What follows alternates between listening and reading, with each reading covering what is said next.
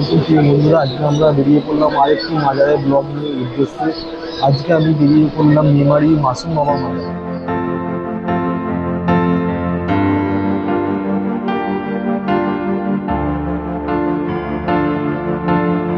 মেমারি স্টেশনে আমরা নেমে পড়লাম।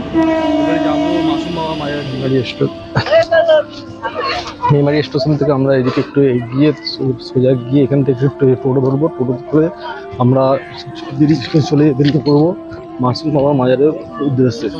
যদি আপনি মাসুম বাবা মাজারে যেতে চান, এখান থেকে আপনাকে হয়তো বৃহস্পতিবার শুক্রবার যেহেতু মানুষ বেশি মাসুম বাবা যাওয়া আসা করে, সেই কারণে এখানে টোটোগুলো নিয়ে যায়। না হলে আপনি যদি একা বা সবচেয়ে ভালো হলো আপনার 4 জন নিলে 80 টাকা নিয়ে আপনাকে পৌঁছে দেবে। আর একা থাকলে আপনাকে 80 টাকা দিয়েই আপনাকে যেতে হবে। নাহলে আপনি একটু হেঁটে গিয়ে আগিয়ে থেকে টোটোতে ধরলে আপনার 20 টাকা ভাড়া নিয়ে আপনি মাসুম বাবা মাজারে চলে যেতে পারবেন।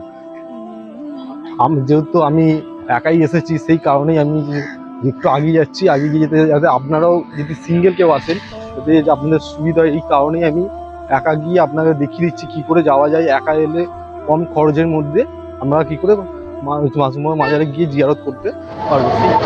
অবশ্যই আমি গেটের সামনে থেকে এসে টোটো ধরলাম। টোটো ধরার পর যে মাসুম বাবা মাজারে যাচ্ছি।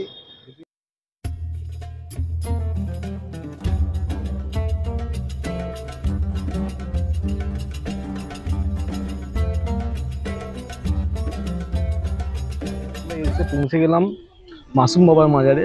এটি মাজারে আমরা মাসুম বাবার মাজারের গেটের সামনে এসে উপস্থিত হলাম।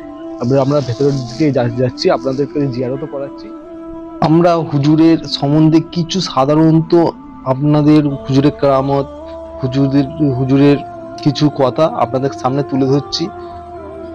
হুজুরের এই মাজারে সাধারণত বৃহস্পতিবার করে বেশি মানুষের লোকের আগমন হয়।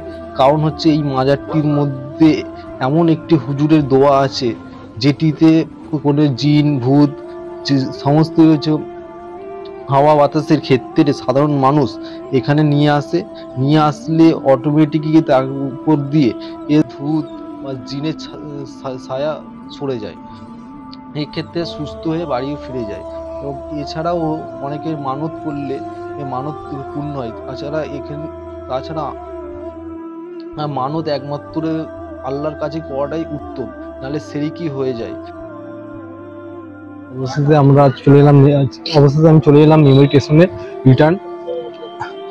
যাবার সময় টোটোতে চেয়েছিল প্রথমে 80 টাকা সিঙ্গেল যাওয়ার জন্য। আমি একটু আগে গিয়ে রেল লাইন গেটের সামনে একটু আগে গেলাম। ওখান থেকে রানিং টোটো ধরলাম। ওখান থেকে আমাকে নিল 30 টাকা। আর ওখান থেকে আমি যখন ব্যাক করছি মেমারি স্টেশনে, ওখান থেকে আমাকে নিল 15 টাকা।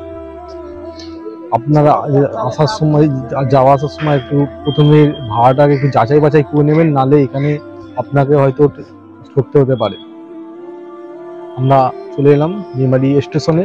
মেমারি স্টেশন থেকে আমরা এখন ফিরে যাব আমাদের মেমারি স্টেশন থেকে আমি ফিরে যাবো আমার বাড়ির দিকে। বাড়িটা হচ্ছে শ্রীরামপুর থেকে আজকের ব্লগ এখানেই আমি শেষ করলাম। দেখা হচ্ছে আবার নেক্সট ব্লগে। ভালো থাকবেন। আসসালামু আলাইকুম ওয়া রাহমাতুল্লাহি ওয়া বারাকাতুহু।